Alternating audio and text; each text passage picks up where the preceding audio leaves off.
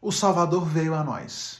Ontem nós terminamos a leitura do Pentateuco. E se tem algo que fica evidente ao longo desses livros, é de que a humanidade está perdida nos seus pecados, estava perdida nos seus pecados, nos seus delitos, eram incapazes de demonstrar qualquer nível de santidade, de justiça que fosse digno do Senhor a quem eles serviam. Portanto, carecendo da intervenção divina, da ação do próprio Deus, executando a sua salvação na história e na vida do seu povo.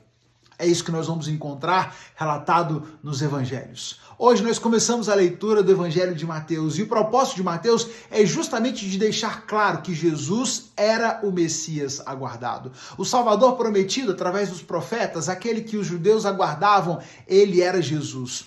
Mateus demonstra isso apresentando a genealogia de Jesus, apontando ele como descendente direto de Abraão. Ele demonstra isso, esse milagre do nascimento de Jesus, apontando o fato da concepção virginal de Maria, e claramente um milagre desse só poderia ter sido feito pelo Senhor, e demonstra não só o poder de Deus agindo, mas também demonstra essa santidade, essa divindade de Jesus, pelo fato dele não ser descendente direto de José, o seu pai adotivo. Isso aponta para essa descendência santa, para essa concepção virginal e santa de Jesus. Portanto, ele foi o único a nascer não contaminado pelo pecado e que poderia, portanto, conduzir a humanidade numa jornada de conhecimento de Deus e poderia cumprir o seu propósito de ser sacrificado para trazer salvação a toda a humanidade.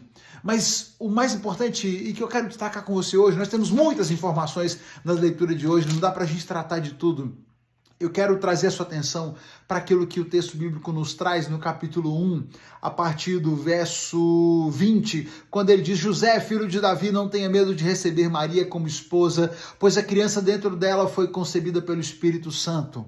Ela terá um filho e você dará o nome de Jesus, pois ele salvará o seu povo dos seus pecados.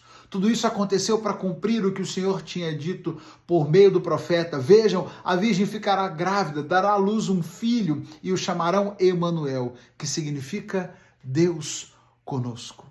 Jesus foi a encarnação de Deus. Ele é o Deus conosco, o Deus que se fez carne e veio ao nosso encontro para Ele mesmo nos resgatar, porque precisávamos de salvação, carecíamos de salvação, carecíamos de um Salvador. Era necessário que Ele se fizesse carne para que pudesse trazer salvação dos nossos pecados.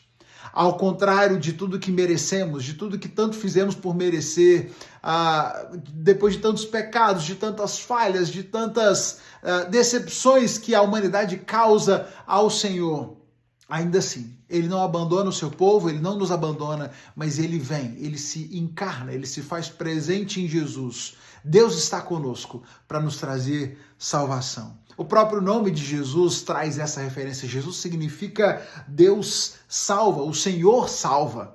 E Jesus é essa encarnação divina, aquele que vem nos trazer salvação, aquele que vem nos trazer vida ao seu povo, cumprindo a promessa, apesar do fato de que nós não merecemos e não fizemos por merecer.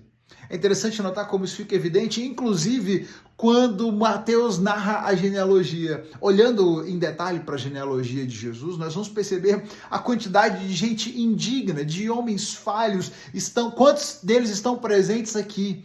Nós temos, por exemplo, desde os patriarcas, Jacó, por exemplo, quantos problemas nós vimos, quantas falhas em Jacó nós acompanhamos ao longo da leitura. Dos filhos de Jacó, aquele que faz parte da genealogia de Jesus é Judá. Judá foi um dos filhos mais problemáticos de Jacó, que inclusive tem toda aquela polêmica, aquele problema por se envolver com a sua nora, Tamar.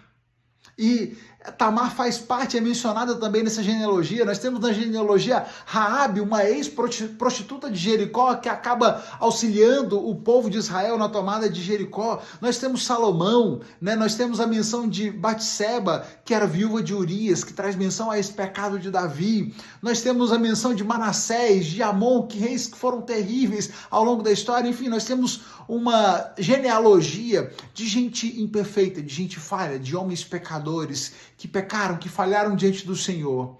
Mas apesar de tudo isso, de todos eles, o Senhor cumpriu a sua promessa. Ele veio ao nosso encontro. O Emanuel, o Deus conosco, se fez presente para trazer salvação, para salvar o povo dos seus pecados. Em Jesus, nós podemos nos ver livres da herança dos nossos pecados, da condenação dos nossos pecados, e só por isso nós podemos ter qualquer aspiração à vida e podemos ter esperança nessa vida que recebemos do Senhor. Hoje, quando começamos a leitura dos evangelhos, essa reflexão que eu quero trazer para você. O Senhor veio ao nosso encontro. O Salvador veio a nós. Veio nos dar vida. Aprendamos ao longo dessas próximas semanas de leitura, acompanhando nos evangelhos, a mensagem que o Senhor veio nos trazer em carne e osso. Mensagens importantes que precisam ser aprendidas, aplicadas na nossa vida. O Salvador veio a nós. Ouçamos o que ele tem para nos dizer. A gente se encontra amanhã para mais reflexões e siga firme na sua leitura. Jesus tem muito a nos ensinar. Vamos juntos ler e aprender com os evangelhos. Vamos lá.